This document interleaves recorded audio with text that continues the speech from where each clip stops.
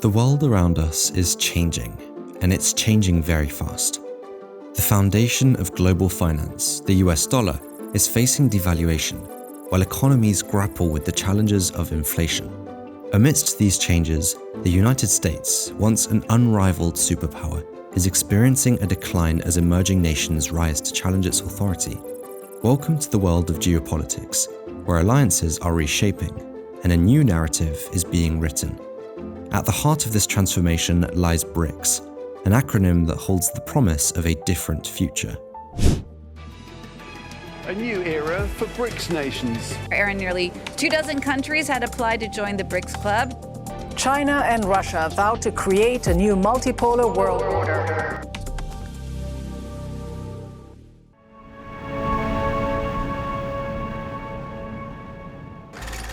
For decades, the US dollar has been the default global currency for international trade, thanks to the Bretton Woods system. At Bretton Woods, New Hampshire, delegates from 44 allied and associate countries arrived for the opening of the United Nations Monetary and Financial Conference. However, things got even better for the USA in 1971, when President Nixon announced that the US dollar would no longer be backed by gold or any other commodity. This decision granted the United States unprecedented control over world trade and finance. Consequently, the United States obtained the power to impose sanctions on any country or regimes that did not align with its Western values. The economies of once wealthy and prosperous countries, such as Cuba, Venezuela, and Syria, have been crippled thanks to US sanctions. As the United States and the West continue to wage war against countries, the list of affected nations grew even longer. The situation reached a breaking point when Russia invaded Ukraine.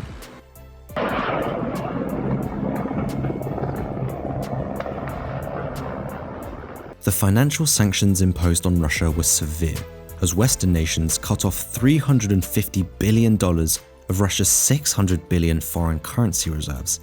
This is another global power that was also hit by several US trade sanctions.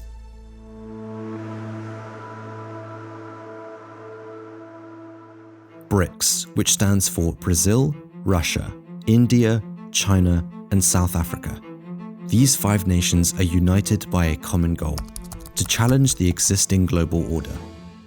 Like G7 countries, Brics holds a summit to bring these nations together and strategize and collaborate on matters of mutual interest. What sets Brics apart is its diversity and purely economic ties. According to the IMF, Brics' countries' combined GDP is higher than that of the G7 countries. Brics has already created a new development bank to reduce dependency on US dollars.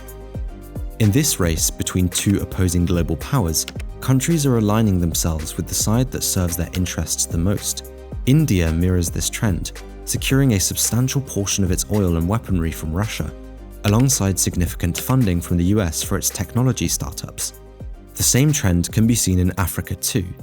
Africa's young, growing workforce and China's investments in infrastructure are boosting the continent's potential as a global manufacturing hub.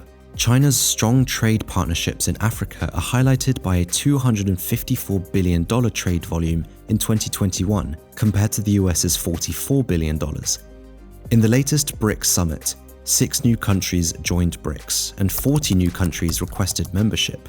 One of them was Saudi Arabia, which was once a close US ally and initiated the petrodollar, giving the US dollar more credibility.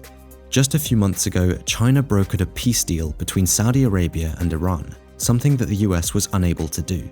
Saudi Arabia is also purchasing weapons and defense equipment from Russia, something that it used to buy from the US.